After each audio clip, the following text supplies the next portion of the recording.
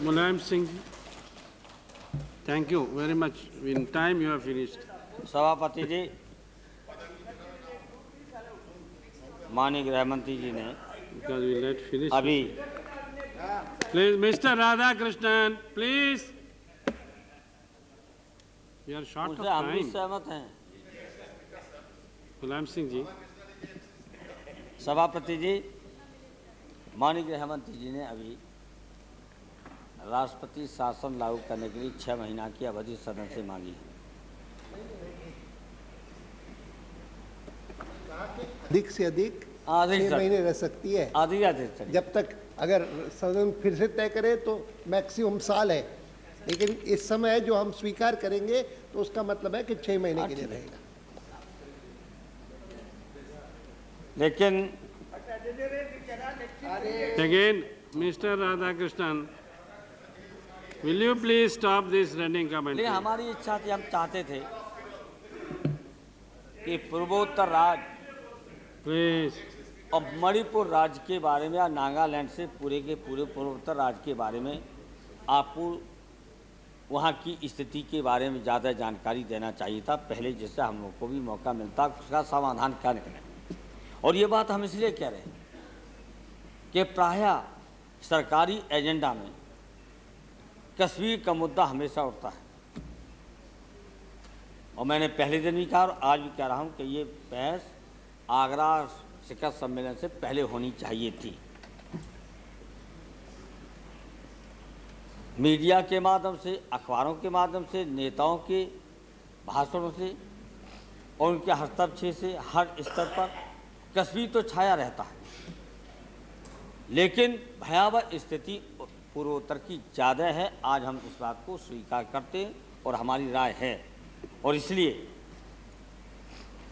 कि मणिपुर के लीजिए, मणिपुर बर्मा की सीमा से लगा हुआ है,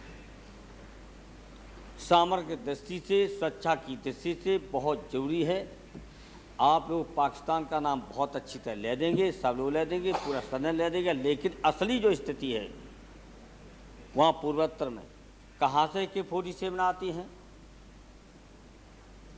कहाँ ये ट्रेनिंग ली जा रही है, थाईलैंड या बैंकॉक, थाईलैंड की राजधानी बैंकॉक में ली जा रही है, उस पर आप विचार करके बताएंगे अपने उत्तर में कि उसके लिए आपका क्या उपाय है, बातचीत क्या है। अगर नंगा विद्रोही थाईलैंड की राजधानी बैंकॉक में हैं, जहाँ से AK-47 और तमाम तस्करी से लेकर के और सारे हथियार और AK-47 चाइना की नवनिर्मित बनी हुई सप्लाई होती हैं, जिसमें बर्मा का भी हाथ है। इस बात को बोलने के लिए कोई तैयार नहीं। देश का सवाल है, देश बिखराव की स्थिति में है तो ISI तो हर जगह है। रेल में अगर पलट गई तो ISI, आग लगी ISI है, बारूद में आग लगी ISI, काली में विश्वविद्यालय में ISI। लेकिन असली स्थिति है पूर्वोत्तर राज्यों की। वहाँ तो हम आज भी कह रहे हैं कि हमारी फौज और हमारा देश खड़ा है, कश्मीर को छीनने की कभी हिम्मत पाकिस्तान नहीं करेगा और न कर सकता कभी भी। लेकिन ध्यान देना चाहिए यहाँ पर, यह हमारी आपको राय है, हमारा सुझाव है। जहाँ तक के राष्ट्रपति शासन का सवाल है, ये तो आपका समता पार्टी और आपके दल का संघर्ष है, उसका परिणाम है, जो अभी जिक्र भी किया है, इशारा भी किया है। ये तो संघर्ष है समता पार्टी, सभापति जी, और भारतीय जनता पार्टी के बीच का संघर्ष है। मतभेद हों या कुछ हो, उसकी वजह से ये राष्ट्रपति शासन लागू हुआ, और उसी की वजह से आज और आप आगे बढ़ाने का जितने दिनों की आप कोशिश करें, ये कारण है। दूसरी बात हम कहना चाहते हैं कि म्यांमार की सीमा पर ही बसा मणिपुर का छोटा सा गांव है मोरे, जो तस्करी का स्वर्ग द्वार है। ये इस पर आपको ध्यान देना पड़ेगा। यहाँ से सबसे ज़्यादा AK-47, जिसका देश का मैंने नाम लिया है, घातक हथियार, सोना, अफीम तस्करी से लेके बहुत मामूली पत्थरों का व्यापार तस्करी के माध्यम से पूर्वी हिंदुस्तान का सबसे बड़ा केंद्र बन गया है। इस पर आपको क्या ध्यान देंगे, अपने जवाब में दें, और इसको गंभीरता से लेना चाहिए। इसी तरह से एक जो सड़क है आपके 39 राष्ट्रीय राजमार्ग 39, वो जब ये युद्ध विराम हो जाता है उस वक्त सबसे ज़्यादा मणिपुर को परेशानी उठानी पड़ती है। सामान रोक लिया जाता है, ट्रकों को लूट लिया जाता है, तो उस मणिपुर को इतनी तकलीफ हर स्तर पर होती है कि वहाँ पर सारा सामान से वंचित रह जाते हैं, उनका आना जाना बंद रहता है और खाने पीने तक के लिए भी सभापति जी वहाँ एक सबसे ज़्यादा जनता को परेशानी हो जाती है और संकट में पड़ जाता है मणिपुर। तो ये जो आपसी हमारा देश एक है, चाहे नागालैंड हो, चाहे आसाम हो, चाहे अरुणाचल हो, चाहे आपका त्रिपुरा हो, चाहे मणिपुर, सारा का सारा देश हमारा एक है। और इसलिए हम चाहते हैं कि वहाँ के लोगों में ये भावना जो धीरे धीरे काफ़ी दिनों से ये पैदा हो गई कि दिल्ली हमारे लिए दूर है, हमारी पार्टी वहाँ नहीं है। ये सही है कि डॉक्टर राम मनोहर के ज़माने में सबसे मजबूत पार्टी समाजवादी ही पार्टी थी। अब आपके साथी जॉर्ज फर्नांडिस हमारी ताकत को छीन ले गए। हाँ, ये सही है, छीन ले गए। वो हमारी पार्टी थी वहाँ पर, और तब हमारी पार्टी में प्रस्ताव आता था कि समाजवादियों कम से कम आप लोग आना जाना जारी रखो। वो आना जाना जॉर्ज साहब तो करते रहे। ये मानना पड़ेगा कि एक काम तो उन्होंने अच्छा किया कि पूर्वोत्तर राज्यों में उनका दौरा बराबर चलता रहा, हम लोगों ने दौरा नहीं किया है ज़्यादा। लेकिन अब हम आपसे कह रहे हैं, ये राजनीतिक सवाल नहीं है, पार्टी का सवाल नहीं। हमको वहाँ हमारा कोई एमएलए एमपी लड़े या संगठन बने या न बने, हम चाहते हैं कि जितने सदन में यहाँ बैठे नेता, बड़ी पार्टी कांग्रेस भी है, आपकी भारतीय जनता पार्टी है, और भी दल हैं, उन नेताओं का आना जाना बराबर रहना चाहिए इन प्रदेशों में, जिससे उनको संपर्क रहेगा कि हमारा संपर्क पूरे देश से है और दिल्ली हमारे लिए दूर नहीं है, हमारे साथ सारे नेता हैं। अगर ये बात आप बना सकें गृह मंत्री जी, तो वहाँ की स्थिति में सुधार आ सकता है, जो हमारी उन वहाँ के लोगों की बातों से और वहाँ की जो भावना है, यही सबसे ज़्यादा खतरनाक हो गई कि दिल्ली हमारे लिए दूर है। वरना इतना जल्दी मणिपुर के लोग निकल आए, सारे के सारे बच्चे, महिलाएं, औरतें, सारे लोग। और उन्होंने यह भी ऐलान कर दिया कि 31 तारीख तक फैसला नहीं होता है तो हम अपनी लोकसभा बुला लेंगे। जहाँ तक प्रधानमंत्री जी का ये बयान आया, यही आश्वासन दिया जिसका प्रतिनिधित्व हो कि हम युद्ध विराम पर पुनः विचार करेंगे, ये अच्छा नहीं था। उसी दिन युद्ध विराम आपने जो घोषणा की है, आपने 2 दिन पहले, उस दिन ये बयान न जा करके कि हम उस पर विचार करेंगे। विचार करने के बाद उसी ने निर्णय ले लिया जाता तो अच्छा था, या ये बयान देश के सामने नहीं जाना चाहिए। और जब ये बयान गया कि युद्ध विराम पर विचार करेंगे, तो वहाँ पर हिंसा बढ़ी है इस कारण से, जो हमको वहाँ के प्रतिनिधि मिले हैं। और ये भयावह स्थिति इतनी गंभीर कि 1 महीना लगातार आग लगी। अब मैं दोहराना नहीं चाहता, समय नहीं लेना चाहता हूँ।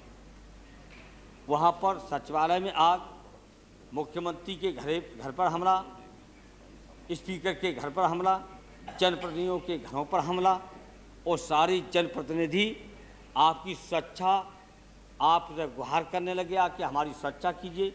और लगातार दिल्ली में वहाँ के जनप्रतिनिधि सभी दलों के आकर के यहाँ पर दिल्ली के अंदर बसे आकर के। ये हालत कैसे पैदा हो गई? और ये हालत पैदा जो हुई है वो इसलिए हुई कि आग लगी रही, भयंकर स्थिति हो, और वहाँ पर निर्दोष, जो आप काफ़ी संतोष मोहन जी कह दिया, उस हम नहीं जाना चाहते, ये निर्दोष लोगों की लगभग 1.5 दर्जन लोगों की जो हत्याएँ हुई, वो आपने तस्वीर देख ली, हम तस्वीर पहले देख चुके। वहाँ के जनप्रतिनिधियों ने मुझे दिखाया है, सीधी गोलियाँ मारी हैं। और गृह मंत्री जी, हम चाहते थे पहले भी एक बार, बहुत पहले हमने बयान दे आपकी ऐसी सदन में कहा था, आप पटेल बनिए, हमें कोई दिक्कत नहीं, हम तो आपका स्वागत करेंगे, दूसरा पटेल कोई पैदा हो जाए। लेकिन गृह मंत्री जी, आपके ज़माने में कोई राज हो, आपकी पुलिस जहाँ सरकार है सीधी गोलियाँ चलाती है, सीधी गोलियाँ चलाती। जो 20 साल का लड़का की हत्या हुई है बनारस में, अभी पहले ठीक है गुस्सा है, सड़क रोक दी, कुछ होगी तो उसको सीधी गोली मारी गई, सीधी गोली यहाँ पर है। ये सीधी गोली मारना शुरू किया है, इसको आपको देखना पड़ेगा। निर्दोष और निहत्तों पर गोली चलाने के हम पक्ष में नहीं है। जब तक वो हथियार लेकर के हिंसा नहीं करते हैं तब तक गोली नहीं चलाना चाहिए। गोली चलेगी, हम मानते हैं हिंसकों पे गोली चलेगी। अगर कोई हथियार लेकर के हिंसा करता है, हिंसा आप छोड़िए, आप ज्यादा मत करिए मिस्टर जी, हमेशा खड़े हो जाते हैं। बम वहाँ चला है, वहाँ पर जीप जलाई गई है, वहाँ पर पुलिस की जीप जलाई गई है, वहाँ पर मोटरसाइकिल जलाई गई है, वहाँ के अधिकारी घायल हुए हैं और तब भी नहीं चले गोली। वहाँ का एडीएम घायल और तब भी गोली नहीं चले। Please don't interrupt. We have no time.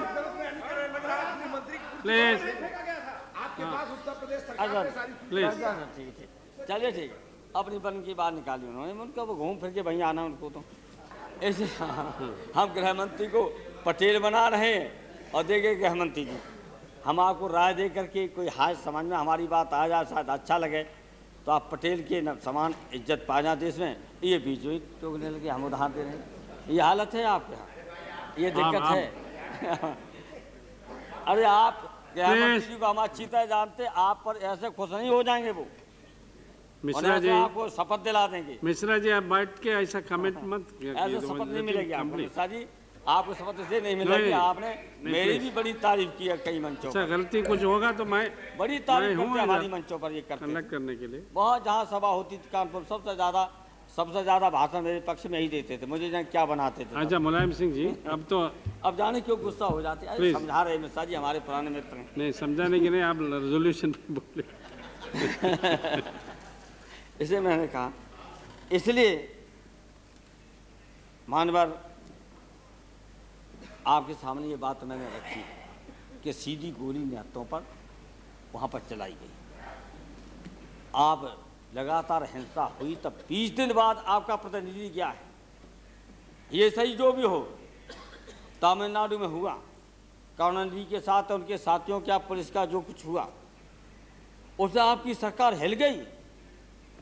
और ऐसी सरकार हिली कि तत्काल गृह मंत्रालय के प्रतिनिधि और आपके नेता पहुंचे जाए मौके पर, एकदम जाके तमिलनाडु में। लेकिन ठीक है, वो भी उस घटना को मैंने निंदा की है, कहीं बदले की भावना से कोई काम नहीं होना चाहिए, हम निंदा किए। लेकिन सरकार बर्खास्त की जो 2/3 बहुमत जीती, उस सरकार का बर्खास्ती का हमने विरोध किया है, ये सही है, विरोध किया है। लेकिन यहाँ आग लगी हो वहाँ 20 दिन में, वहाँ 24 घंटे में पहुँच गए। ये देखना पड़ेगा आपको, ये भी देखना पड़ेगा कि कश्मीर का पैमाना अलग है। आप पूरा नौकरशाहों पे देंगे, मणिपुर नौकरशाहों पे देंगे। और जब इतनी गंभीर घटना थी तो राष्ट्रीय एकता परिषद का गठन अगर नहीं हुआ तो गठन करना चाहिए, और ऐसे मौके पर राष्ट्रीय एकता परिषद की बैठक बुलाते और सारे नेताओं की, सारे पार्टियों की राय लेकर के आपको कोई सुझाव देते, और सरकार वहाँ पर कोई ऐसा हस्तक्षेप करते जिससे मणिपुर में इतनी गंभीर स्थिति, जो हम नहीं पर दोहराना चाहते, करोड़ों रुपए की संपत्ति का जलाना, जाने जाना और जनप्रतिनिधियों को वहाँ से भाग खड़ा होना, ये हमारे देश के लिए एक अच्छा संकेत नहीं, और अंतर्राष्ट्रीय स्तर की छवि बनाते आप रहे। और मणिपुर में और नागालैंड से लेकर आसाम तक आपकी छवि है नहीं अच्छी, और आप बात करते कि हमारी अंतर्राष्ट्रीय छवि बहुत अच्छी बनी सरकार की। बार बार मैं सुनता हूँ, बार बार पढ़ता हूँ अखबारों में। इसलिए हम चाहते थे कि आपका प्रति तत्काल जाना चाहिए, और बड़े काम, अगर ऐसे देश का सवाल है और डर के यहाँ बैठ गए हो, वहाँ हिंसा है, जाना चाहिए था, प्रवेश करने नहीं देते लौट आना चाहिए था, लेकिन आपको जाना चाहिए था। 20 दिन बाद जाता प्रतिनिधि, और तमिलनाडु में 24 घंटे पहुँच जाता है। क्या ये पैमाना चलेगा? ये पैमाना गलत है, और इसी तरह से पैमाना कश्मीर और पूर्वोत्तर के लिए गलत है कि हाँ नौकरशाहों पे आप छोड़ रखा है, वहाँ प्रधानमंत्री और गृहमंत्री मिलकर के करते हैं। तो इसी तरह आपका मंत्री और आपके जनप्रति जो भी हों, लोकसभा के मेंबर जो हों, उन सरकारी अधिकारियों के साथ उनको जोड़ना चाहिए पूर्वोत्तर की समस्याओं को लेकर के। और सबसे बड़ा आज आप जब उत्तर दें तो जहाँ पर आप अनुमति दे रहा, सदन बहुमत है तभी दे रहा, नहीं बहुमत तभी राजी हैं सभी लोग, उसी के साथ जो आपने कहा संतोष मोहंदे जी, मेरी राय है और मेरी मांग है कि आपको स्पेशल पैकेज की घोषणा करनी चाहिए पूर्वोत्तर राज्यों के लिए, और केवल घोषणा नहीं हो, घोषणा तो हमारी सरकार थी, उसके राज्य में भी जमाने में हुआ तो कुछ हुआ भी है। जो प्रधानमंत्री कर आता है, जो सरकार आती वो घोषणा तो कर देती है, लेकिन पूर्वोत्तर में वो काम वो होता नहीं। इसलिए आप एक स्पेशल पैकेज की घोषणा के साथ साथ आप तत्काल उसको ऐसा समयबद्ध कार्यक्रम तैयार करके और लागू करें जिससे पूर्वोत्तर के लोगों को लगे कि हमारी दिल्ली में सबसे बड़ी ताकत बैठी हुई है, हमारे सब लोग बैठे हैं। ये हमारी राय आपको है। और जहाँ तक कि ये चुनाव हैं, ये चुनाव जितनी जल्दी प्रतिनिधियों को 1 महीना 2 महीना 3 महीना से ज़्यादा उनको ऐसा सामान्य स्थिति बना करके उनको अपने क्षेत्रों में जाने का काम शुरू हो जाए, लेकिन 6 महीना तक जानी जैसा आपने कुछ इशारा भी कर दिया है, तो 3 महीना से ज़्यादा वहाँ पर राष्ट्रपति शासन लागू मत कीजिए, क्योंकि सन 72 से लेकर के 24 मुख्यमंत्री 6 बार राष्ट्रपति शासन हो चुका है, 6 बार, और 7वां बार ये और होने जा रहा है, और मुख्यमंत्री 24 के साथ 25 हो या 24 इसी तरह से हो रहा है। तो इसलिए हमारे ये सुझाव हैं। इन सुझावों के साथ साथ हम चाहते हैं कि